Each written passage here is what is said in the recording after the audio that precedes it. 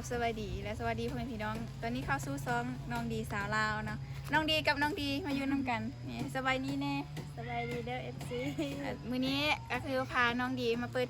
คลิปน้ำกันมาเปิดมาเปิดคลิปก็แม่นแล้วเนาะ ไอ้ข้างลืมบ่แม่นเดทเฮ็ดบ่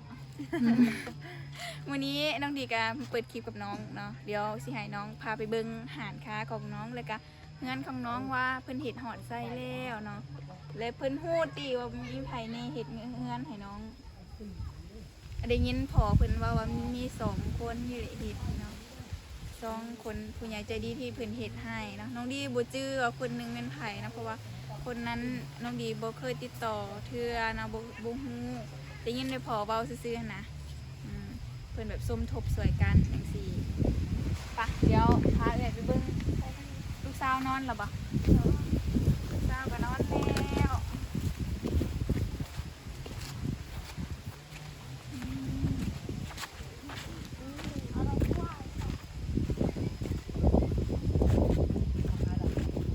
อันนี้บ่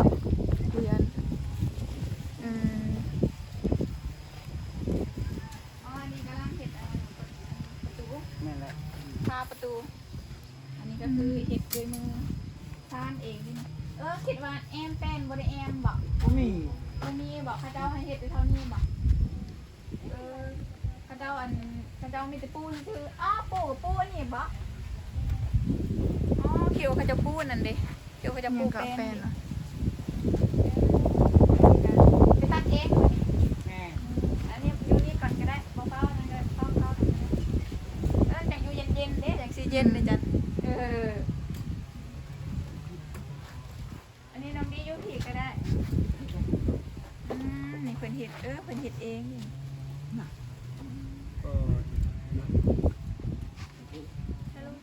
อยู่นี่ก็ได้น้องอยู่นี่ก็ได้ฮู้บอกเขาเจ้าอันนั้นให้งบเท่าไหร่คิดตอนเขาจ้างตังค์3 ล้าน 7ตังค์3 ล้าน 7แล้วก็ไม่อีกตั้งหากไม่ทีนี้เขาให้แบบให้มานั่นจนได้ไปส่งอันตัก3 ล้าน 7 5 ล้าน 5ตักนะว่าตังค์5 ล้าน 5สดเอาหลวง3 ล้าน 7เด้ออันนี้หากันแล้วตัดเอาไว้นี่ไม่ต้องกัน18ตังตอนตั้งหัน5 ล้าน 5ทางตังทางอันนั้นเลยไม่บ่เรือมีแต่ตังเลยไม่หัน3 ล้าน 7จ้างกับเจ้าแล้วก็เลื่อยใหม่นี่นะอันนี้ทางห้างอีกบอกไปให้มันนั่น1 ล้าน 5คันซื้อน้ำมันซื้ออีกแอมอันนี้ก็คือเพิ่นสิให้แอมอันนี้เบิด เอาใจนี่แหละเท่าไหร่ ไม่อย่างกัน ลองเลย ไม่พูดไม่ทางบอกเขาจะไม่อย่างก็ไม่ฮู้แล้วไม่ไพ่ไม่พงไม่พังบ่ฮู้จักเคินเพิ่นให้แอมมันสิปูกับปูอันนี้บูฮู้น้องดีกอันนี้อันนั้นซื่อๆแล้วก็อันอีหยังก็พิจารณาเอง เบิ่งเองเนาะใกล้สิแล้วเนาะอันนี้ประมาณจักเปอร์เซ็นต์แล้วตอนนี้ประมาณ 60% ได้บ่จันได้เนาะได้ 60%ใกล้สิแล้วก็มีแต่อันนี้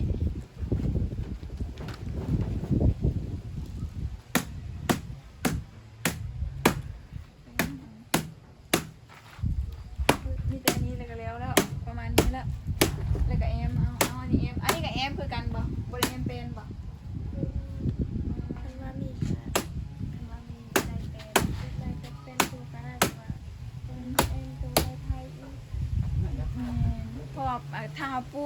เป็นหันกับใครนี่ได้มันทนอยู่หั่นนะก็คืออันนี้เฮาสมัครแบบมั่ง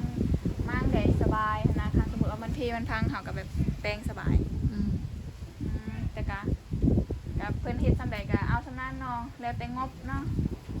ซำนี้ก็ดีแล้วเนาะที่เพิ่นช่วยมาเนาะก็มันก็แตกต่างจากเฮือนหลังที่เฮาไปเมื่อกี้นี้เด้พ่อแม่พี่น้องที่คลิปก่อนหน้านี้นะพ่อแม่พี่น้องประมาณนี้เนาะเดี๋ยวเบิ่งน้องดีสิเป็นตากล้องก่อนน้องดีสิเบิ่งเฮือนก่อนเด้อให้เบิ่งเฮือนก่อนนี่เฮือนก็จะประมาณนี้อันนี้จักเม็ดคูณจักเม็ดก็อันนี้นะนี่5 ล้าน 5ยาว7 ล้าน 5อ๋อรวมรวม รวงกว้างนี่5 เมตรรวงยาวนี่7 เมตรแม่นบ่ แม่ นี่ก็จะประมาณนี้พ่อแม่พี่น้อง โอ้นี่เป็นใส่สังกะสีอันนี่ได้สังกะสีงามๆแล้วแต่กี้ก็จะเป็นหญ้ามงจังซี่นี่แต่กี้อันนี้จะเป็นเหือนของเพิ่นเนาะเหือนแต่กี้ก็จะเป็นประมาณนี้ ตอนนี้ก็คือได้สังกะสีมันก็เปลี่ยนแปลงทีละเล็กทีละน้อย อันนี้ก็จะเป็นห้องของน้องดีเนาะอันเพิ่นเปิดห้องก่อนเฮ็ดห้องก่อนเพื่อเอาไปนอนเพิ่นย้ายแล้วเนาะเพิ่นว่านี่ก็จะประมาณนี้นี่งั้น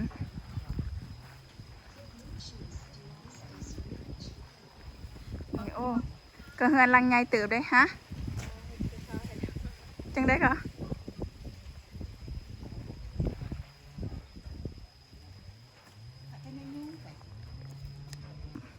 โอเคทายเลยกับจันก็ได้โอเคนี่จะประมาณนี้เฮือนห้องเพิ่นเนาะโอเคไปเบิ้งหานก่อนหานค่าโอ้ยน้องจันถือเงินมาอยู่บ่เนาะอุดหนุนเพิ่นเนาะ ได้อยู่5,000 ได้อยู่5,000กีบพ่อแม่พี่น้อง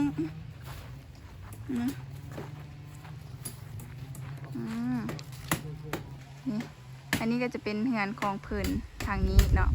ตอนนี้แม่น้องดีก็คือนั่งอยู่อันหานเพิ่นเนาะพี่น้องป่ะขึ้นเฮาไปเบิ่งหานก่อนปูลูกสาวเพิ่นก็นอน อันนี้ก็เป็นเฮือนของน้องบ่นี่ฮะบ่ถือถอกถือทำบ่นี่สมมติว่าแบบเวลาเจ็บเป็นคนแถวบ้านเจ็บเป็นก็สามารถแบบไปเดาไปดูได้แถวนี้แม่นบ่หากะฮู้เลยนี่วันแม่ของน้องดีเองแม่นบ่เป็นหมอดูบ่เอ้า เราคือโทรศัพท์แบบเราเป็นไทยเราก็คือ บ่ได้ดูบ่แปลว่าบ่ได้ดูถือซื่อๆแต่บ่ได้ดูปกติอยู่บ้านเฮาถ้าแบบถือจังซี่ก็จะเป็นหมอดูล่ะเด้บ่สั่นก็บ่ได้ถือเด้ซั่นนะอยู่บ้านเฮา มีแต่น้ำพอพุ่นและบ้านน้องมันนะมันจิตทันพุ่นและเป็นพ่อเด้ แปลว่าอันนี้หันก็คือถือด้วยแบบว่าเฮาแก่เวลาแบบเฮาเจ็บเป็นซื่อๆนะถ้าเฮาบ่ถือแม่นก็มันสิเฮ็ดให้เฮาแบบเจ็บเป็นจังซี่นะเพิ่นก็เลยถือปะขึ้นขึ้นเลยจ้านี่มาขึ้นเฮือนหอของน้องดีบ่แม่นเฮาก็ได้ขึ้นคนแรกบ่เนาะคนอื่นได้ขึ้นแล้วบ่ได้ขึ้นแล้วนี่เงินค้าของเพิ่นโอ้มีเบียร์พร้อมอันนี้ของดีมีเบียร์พร้อมมีผู้บ่าวมากินอยู่บ่อยู่นี่เหรออันนี้จันอย่าไปหันก็ได้จันอันนี้ให้เพิ่นอันนี้นี่นี่หารค่าของสาวชนบทก็จะประมาณนี้น้องพ่อแม่พี่น้องได้ค่าอยู่บ่แต่ละมื้อบางมืออะไรค่ะบางเฮ็ดอันเอาไว้อยู่ในนี่เขาเจ้าสิเห็นบ่ล่ะลูกค้าสิเห็นบ่คือเอาไว้อยู่ในห้อง บ่มีบ่เอาไว้ บ่เอาไว้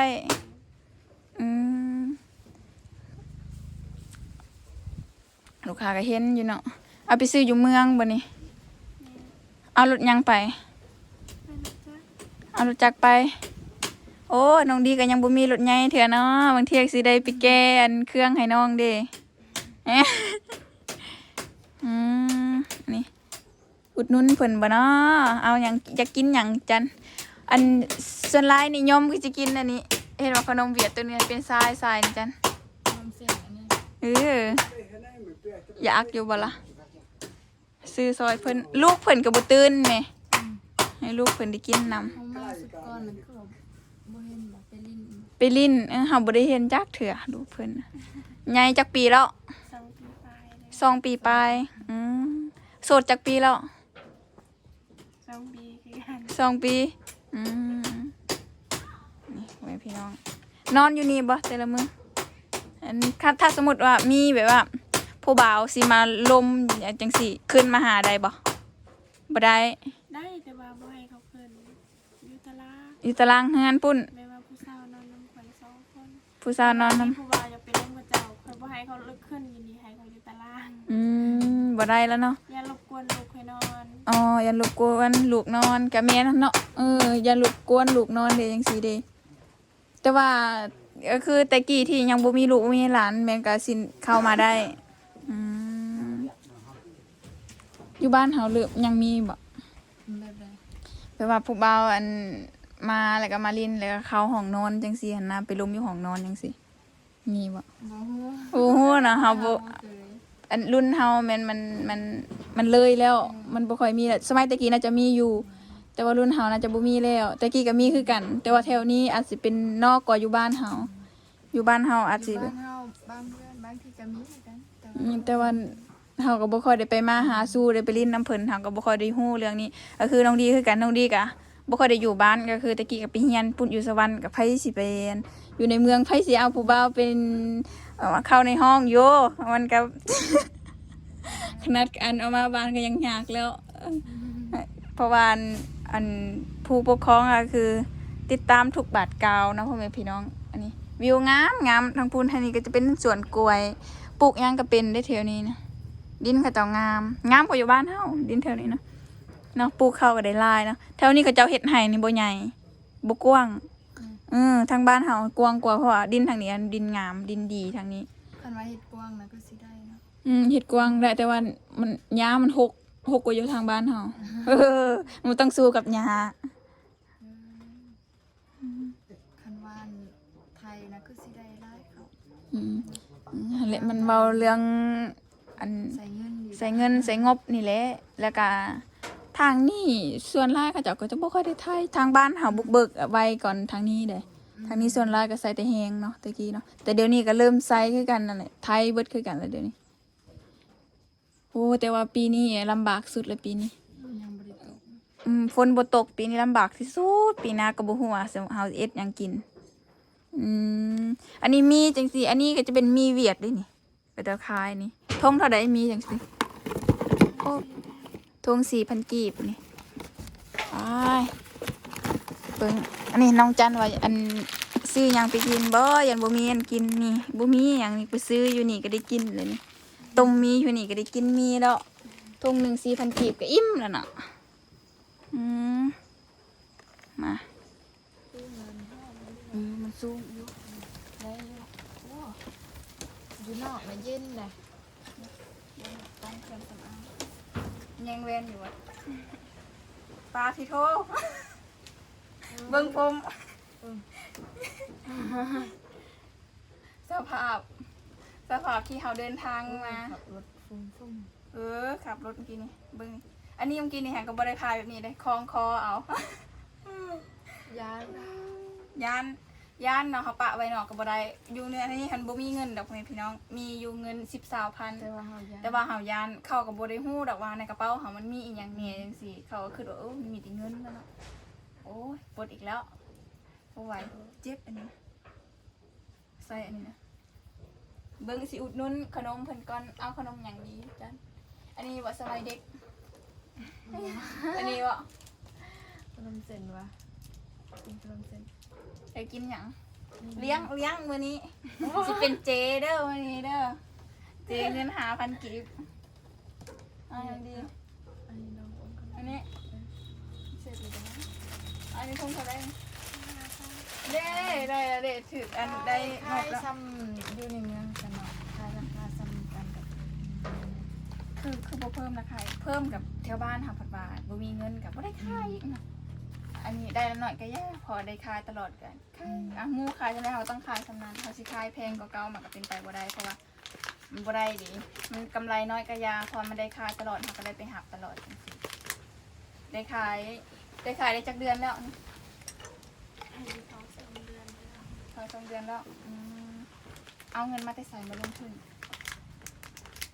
มันมาเท่าไหร่แต่ละเดือนเก็บแต่ละแสน200,000เอาไปขายคืน ก็คือเงินที่ SG เพิ่นให้แต่ละเทือก็เก็บเอาเทือละ100,000-200,000สะสมไว้แล้วก็ขายลงทุนมือทำอิฐที่น้องไปซื้อหันใส่งบเท่าใด ล้านปลาย ล้านปลาย ไอครีมเอมมี่เหรอ อันนี้บ่ฮู้จักซ้ำ นี่เพราะอันนี้มัน คุ้นเคยเห็นก็จะรู้เห็นมีกับไปคอนนั่นได้เป็นบ่ อ๋อนั่นแบบมันดีอย่างละบันดีฟ้าดีซิวดีซิวดีฟ้า ดีฟ้าเนี่ย อันดีฟ้าอันนั้นอัน ดีซิวหันคิ ดี ม ซิว ซั เลยซิว คิ คิ ม มสะพานแม่น ตัวนี้ อันนี้ดีซิว ตัวนี้แหละดีซิ คิม ว สัมผัสอันดีฟ้า แม่นบอกเอาหอดบูฮูซ้ เอามาใส่ ำกล้องเท่าไหร่ 89 ว้ายไม่ธรรมดาเลยนะเนี่ย ใส่มันสิบ่ดีคือเก่า บุรีบอก ลองเอาชุดเลยไปใส่ไว้เล เอ้ ย ยใส่ซองละพันซองละ10,000 กี กีบ บยัง คื คือ อ ใส่ สิบอกหันบ่ใส่ของแพงหันใส่ของในธร ทำ รม เล ดาย ใส่ครีมเลยค่อย บ่ใส่ตัวแพงใส่ตัวธรรมดา ทำบันทึกนะตุ๊ก ธรรมดาก็ได้ แต่ว่าก็หน้าค่ะอย่างบอดี้คือกันไปกับใครก่อน เอาไปตอนนั้นสิวลายแต่ว่าดี นี่ได้สูตรน้ำหน้า ซื้ออยู่หั่นเลย ว่าบ่ได้ใส่อันนี้ใส่อัน อยู่ กันเย็ ฮั น นซาเวทแต่ว่าใส่แบบกานิเยธรรมดาซองหนึง10,000 กีบนี่โอ้อันนี้ก็ได้ ซองสีเหลืองอันนี้ อันนี้เท่าไรก็85บาท85ก็ได้ฮอตเป็ด กับ1กับ55,000พวก กับ1 55,000ได้6ซองได้6ซอง ไม่น่าสิลองซื้อ คันสั่น85นี่ก็ได้เป็น10ซองคุณบ่จัก อันนี้ก็เขาเก็บปลายทาง 92,000 อันนี้ได้92,0003เซนแล้วคันอยู่ เขาเมืองอีกน้ำมันรถ เขาน้ำมันรถอยู่จังใดก็น้องก็ได้เข้าไปซื้อเครื่องซื้อของเอา ลองซื้อตัวถือก่อนก็ได้ซื้อเครื่องสำอางมันจำเป็นต้องแพงเลยถ้าเราใส่ถือแล้วมันก็ได้ นะโดยใส่อยู่มันคนเก่งนะแต่ว่ามันบ่ถือสบู่ยังก็ละ เป็นยังซีเด้อ ก็เคยใส่ สบู่ใส่ลายสบู่อีสุกสบู่ซอตูนก็ใส่เบิดได้มัน โอ้ใส่แต่ของแพงได้เพิ่นนะ แม่นสั่งตลอดแต่ว่ามัน อันนี้ก็เป็นใส่กานกแก้ว อันแก้วอันตอนซีดีนี่นะบอกเคยเป็นซิลเหมือนกันเนี่ยเคยเป็นลายเดนามันก็ยังเป็นหุ่มคนอยู่ หอม ลองใส่ตัวใดมันกับบอดี้เนี่ยเพลงๆนี่ลองมาเบิด ใส่กานกแก้วดีที่สุด ว่าสุดท้ายนี่เลือกอยากใส่หนึ่งละอีกอย่างเฮ้ยเงินมันกับเบิดแล้ววันนี้อยากใส่อันกานกแก้วแล้วก็ลองซื้อกันในเยแล้วก็มาใส่เบิ่งเอากันแดดดีทาตลอดมันดีเซยวันนี้ เดี๋ยว ราคากระถืออีก ใส่สบู่ว่าสบู่มีแต่แพงแต่ว่ามันดี บอดี้ดอกมันบ่เข้า เพ กับ ลงมันเป็นลายของเก่า เคยกัน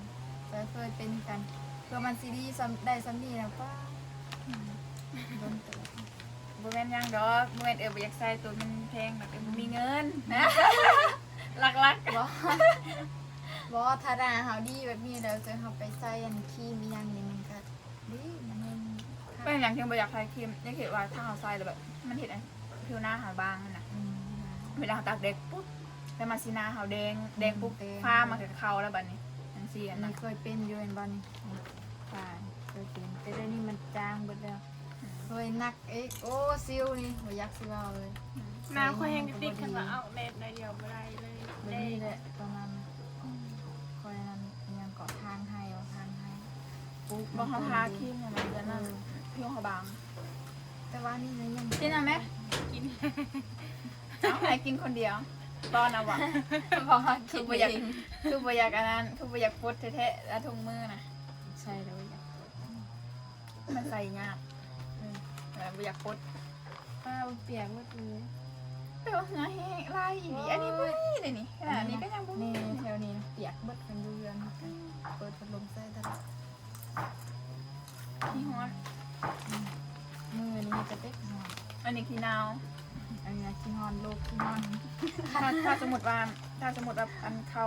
เริ่มเข้าในเมืองเนาะมันสิมีน้ำอุ่นจังซี่นะอยู่เฮือนพี่น้องจังซี่ให้สิอาบแต่น้ำอุ่นขนาดแบบหนาวธรรมดาก็อาบน้ำอุ่นตลอด คนอื่นบอกว่าถ้าอาบน้ำอุ่นมันผิวมันสิแตกนะเดี๋ยวนี้มักกินไหมกินเลยนะ แซ่บเนาะ กินม้วนน้ำกันนี่แหละจ่ายเงินก่อนจะได้ลืม เด้นี่ว่าค่าใช้จ่ายเขามีไปหามันไปมีไปหามันอยู่เซลนี่นะ นี่เงินเจ๊เลี้ยงมือนี่เจ๊เลี้ยง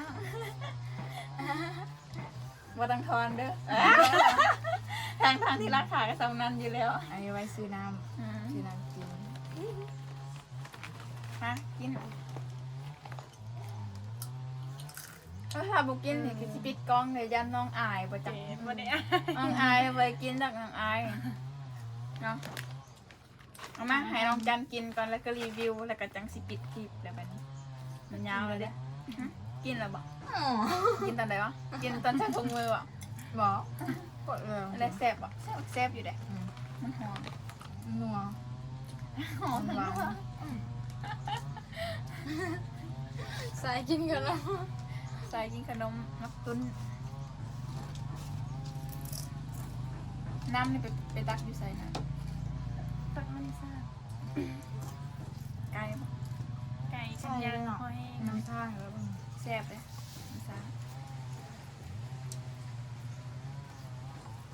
น้ำซ้างบ้านน้องดีก็กินน้ำซ้างคือกันมาไปคลิปเด้อบ้านนี้แล้วน้องอุดหนุนน้องแล้วเดี๋ยวจากนั้นถ้าหิวอีกก็สิอุดหนุนอีกว้ายแล้วขอสปอนเซอร์เด้อสปอนเซอร์ค่าเดินทางให้น้องดีมน้องจันค่าขนมก็สปอนเซอร์ค่าขนม1 ถุงก็พอแล้วต่อมากินขนมแห้งโอเคทุกคนสำหรับคลิปนี้เนาะก็บ่มีหยังหลายเมามอยแล้วก็เบิ้งเหือนน้องเสร็จเป็นทีเรียบร้อยแล้วก็จนว่าก็สิได้ถ่ายรูปให้ไอ้ไก่เพิ่นบอกว่าให้ถ่ายรูปไม่บอกว่าทักหาน้องเลยน้องบ่ได้ถ่ายให้เพิ่น ไทยแล้ว ให้แล้วไม่ตรงที่นี่บ่ คนเก่งเนาะ เขายืมโทรศัพท์ค่ะ ซึ่งพอ โทรศัพท์คอยถ่ายมาได้โทรศัพท์ เขาว่าอ้าวแบ่งพี่แกงใช่ปะกอง โอเคทุกคนสำหรับคลิปนี้เนาะพวกเรา3 คนก็ขอโต้ลากันไปก่อนพอกันคลิปหน้าเนาะว่าคลิปต่อไปว่าเราสิได้ไปเฮ็ดหยังพอดีเรา2 คนก็สิได้เดินทางคือกันเนาะก็บ่อยากกลับคำเพราะว่าช่วงนี้ฝนฟ้าอาการเฮาบ่ฮู้ดอกช่วงนี้มื้อมันอยากตกก็ตกอยากลมก็ลมอยากฝนก็ฝนอยากโอ้พายุเข้าก็เข้าเลยนี่เนาะเฮาบ่ฮู้เนาะเฮาสิขอโต้ลากันไปก่อนเด้อพอกันใหม่คลิปหน้าเด้อพ่อแม่พี่น้องสบายดีเด้อบ๊ายบาย